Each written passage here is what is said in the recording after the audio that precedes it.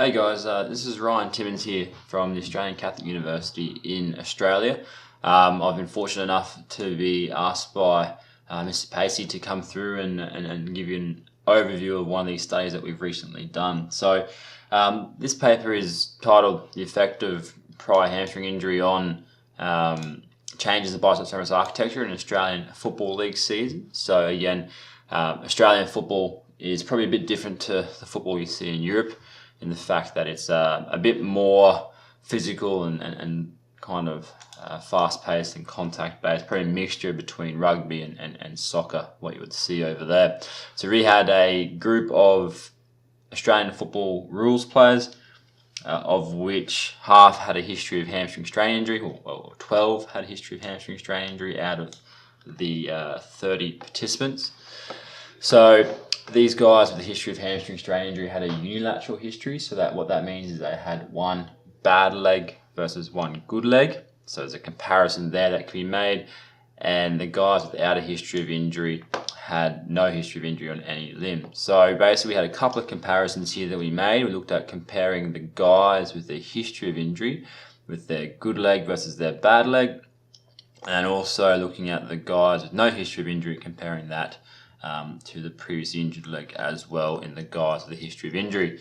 Now what we did, we collected muscle architecture for these guys across 6 intervals across the competitive season. So we spaced it out across each month during the competitive season, starting at the end of pre-season and finishing at the end of the competitive season, not including finals, which we have here in Australia. So in regards to what we collected, we really looked at muscle architecture, which is basically how the muscle is structured. We know that from some recent research that having shorter muscle fascicles, which is a measure of muscle architecture, increases your risk of future hamstring strain injury. And we really just wanted to profile what happens during a competitive season. Do these get longer? Do they get shorter? Is there a period of decay? Is there something interesting that we're missing here?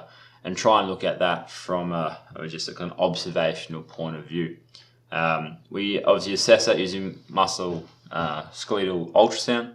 So the ultrasound itself was used by a skilled sonographer or assessor who basically looked at muscle fascicle length and pronation angle and muscle thickness across these 6 time points.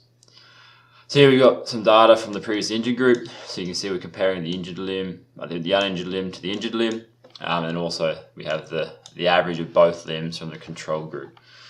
And what we can see if we go to the pictures, because they're a bit more interesting, basically what we see with the guys with a history of injury, end of the season, so our guys with a history of injury have these squares here, they actually end the season with shorter fascicles in their previously injured limb than they start the season with. So you can see there, basically, they have here shorter muscle fascicles than they start the actual season with. This kind of gives you the interpretation that a history of hamstring strain injury impacts the adaptation that we see in the biceps femoris longhead, especially during that competitive season. As you can see with the contralateral uninjured limb, it kind of finishes the season at the same spot, with a really bit of a bump up with that initial match exposure. We can see that with the uninjured limb, that initial bump up is not as great as you see in that contralateral uninjured limb, suggesting potentially that this neuromuscular inhibition associated with injury is still quite evident in that previously injured limb. Also from this, we can see that athletes without a history of injury see a gradual decay and reduction in fascicle length across the season, which is also important. So this kind of gradual decay in fascicle length across the season, I reckon, probably gives clinicians some information on when best to potentially intervene and drive some beneficial adaptations, especially in these healthy athletes who have had no history of injury, whereas you see these guys had a gradual decline while still having a history of injury. From a limitations perspective, there's obviously the limitations associated with muscle architecture, the assessment of that. We know that muscle fascicle length is an estimation, the measure that we use, so that's an issue, obviously a limitation there. However, the method we use has been validated against cadaveric samples. So basically people have scanned a cadaver, cut out a biceps femoris longhead fascicle and compared their measure versus the ultrasound measure. Also, there was no concurrent measure of exposure or other external training variables, so that has to be considered when determining what extent of adaptation there was.